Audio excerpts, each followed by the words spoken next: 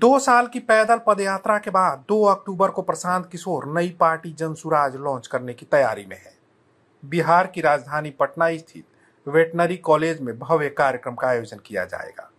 नई पार्टी के लॉन्चिंग की पूरी तैयारी हो गई है। सिंबल से लेकर संविधान तक फाइनल कर लिया गया है।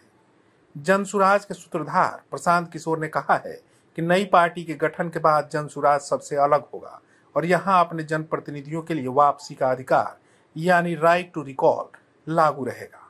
अपेक्षा पर खड़े नहीं उतरने वाले लोग वापस होंगे।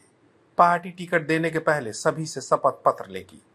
प्रशांत किशोर ने बताया कि पार्टी उनको ही टिकट देगी जो राइट टू रिकॉल पर सहमति का शपथ पत्र देंगे। 2 अक्टूबर को बिहार में एक नए दल, नए विकल्प के तौर पर जनसुराज एक नया राजनीतिक दल आपको देखने को मिलेगा।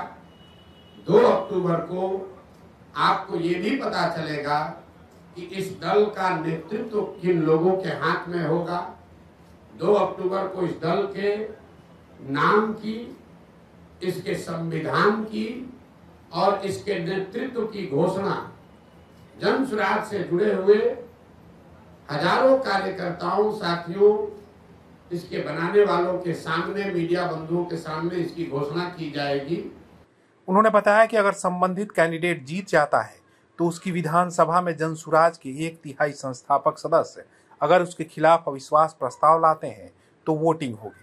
मतदान में हारने के बाद शपथ पत्र के मुताबिक उसे इस्तीफा देना होगा। प्रशांत किशोर ने कहा कि फरवरी में गांधी मैदान में बिहार के विकास का ब्लूप्रिंट पेश करेंगे। इसमें राज्य की सभी 8000 पंचायतों के विकास का खाका होगा। जरूरत के अनुसार विकास की कार्य योजना बना रहे हैं। सिर्फ समस्या नहीं गिनाएंगे बल्कि उसे दूर करने का रास्ता भी बताएंगे। पीके ने बताया कि बिहार को नीतीश कुमार और लालू प्रसाद यादव दोनों ने छला है, लेकिन असली गुनहगार कांग्रेस और भारतीय जनता पार्टी है। लालू प्रसाद यादव को समर्थन देकर जैसे कांग्रेस बिहार में खत्म हो गई, नीतीश कुमार को समर्थन देकर वैसे ही अब भाजपा भी बिहार से खत्म होगी। जनता दल यूनाइटेड, भाजपा और राष्ट्रीय जनता दल के नेता एक्सपायर दवा है।